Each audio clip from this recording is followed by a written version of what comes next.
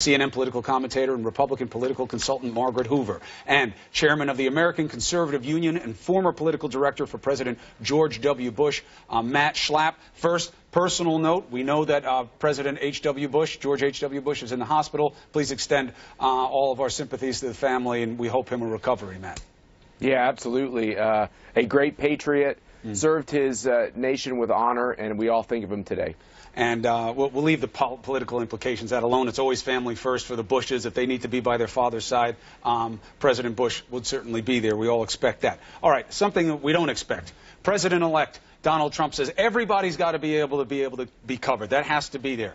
Marsha Blackburn is just on the show, Congresswoman from Tennessee. She says, how will he do that? One of my favorite bills. Let's up the state lines and let all the companies compete. Matt, not only do we have some of that in the system already, but there is no proof or even really a solid theory that that would guarantee access for everyone. Is that the best answer they have right now? Yeah, no, that's not the question of access, Chris.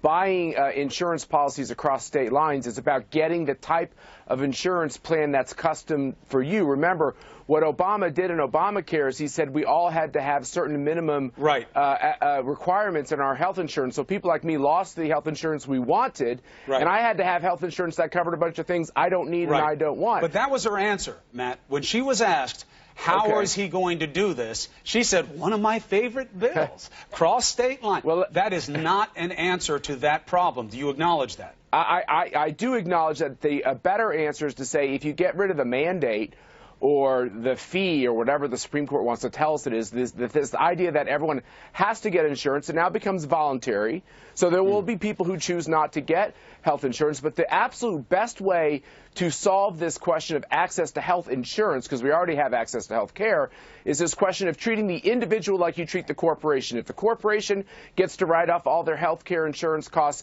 so should the individual and so should the small business person. Right, but you know what? Cost is not the same thing as coverage. You know, access isn't enough. You have to have a guarantee that people can get it. That's what the president-elect seems to be talking about. The only reason this matters, Margaret, is you got Tom Price going for another day of his hearing today. He's not only a doctor, but he's a lawmaker who is perceived by the GOP as having the best notion of answers to the problems of repeal and replace. So how big is his confirmation for them? It's incredibly important. I mean, Tom Price is the one who has spent the last several years, first of all, he's a medical doctor, he knows the healthcare industry, and he spent the last several years trying to figure out, once Obamacare is in place, the Affordable Care Act, how would you take this incredibly rigid structure and reform it along the lines of free market principles so that, to your question from Marsha Blackburn and to Donald Trump's statement, Americans all have access to health insurance, because we do have access to care, and how do you make it affordable to bend the cost curve? Because that is Republicans and conservatives' biggest beef with the Affordable Care Act. We have entitlements that are going through the roof that take up more and more discretionary funds, non-discretionary funds every year. We cannot afford our health care, and we know for a fact, compared to every other country in the world, there is a way to reform and bend the cost curve in health care, and Tom Price has a better idea of how to do it. By the way, it's not just, there's no silver bullet on this. I mean, Matt Schlapp made very, very good points about how healthcare should be portable. You shouldn't be wed to your employer in order to have healthcare coverage, right? So going across state lines, competitive markets across state lines is part of the solution, but it's not the silver bullet. You have to pair it with other things like tax credits for your healthcare and other propositions that Matt and the American Conservative Union have put forth. When you do tax credit, it gets you into cost. That's why it's a complex situation. That's why Price matters to him, because supposedly he's got the best head on the subject. That's why they want him at HHS. His question is going to be these ethical considerations. So that's one. Then you have EPA nominee Scott Pruitt. You have Commerce nominee Wilbur Ross. You have UN Ambassador nominee Nikki Haley. And you got Betsy DeVos, who had a rough time yesterday as the nominee for the Education Department. When you look at all those, Matt, who do you think out of any of them is any in any real trouble? Well, I just want to take this Tom Price thing head on. The reason why you're able to report on what Tom Price did in terms of stock trades is because there's public disclosure and people can see it. Now, it has to withstand the smell test, but the fact is this, which is there was no ethical laws broken. And as far as these other nominees are concerned, the one I would have worried about the most, Chris, from a Republican standpoint, would have been Rex Tillerson. I think when John McCain came out the other day and said he was strongly leaning towards voting for him, I think that means that if McCain votes for him, he's now safe. And then maybe the person that I would say Republicans have the most question about is Mr. Mnuchin, only because they don't know him that well. And I assume that he's having good meetings on the Senate. At least that's what I hear. And that I actually think all these cabinet secretaries at the end of the day are going to get confirmed. You don't think DeVos got herself in deep water yesterday? Not at all. Look, here's the thing with the education, the area of education.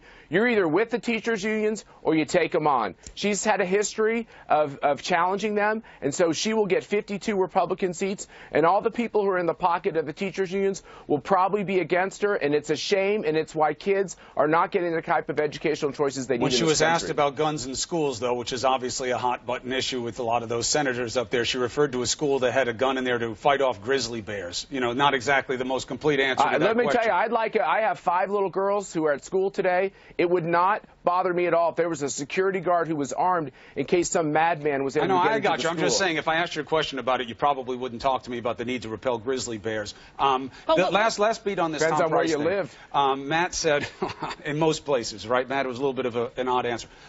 The idea of what Matt just said, it's an important question for all these nominees today. Ethical law standard. That is a little bit of an oxymoron, because what the law insists on and what your ethics should suggest are two very different standards. You know, investing in health insurance companies, when you're going to be passing laws about health insurance companies, doesn't smell good. But that's not the standard there right now, and it's not the standard that Price upheld. Look, I mean, the standard that I'm comfortable with is going above and beyond the letter of the law.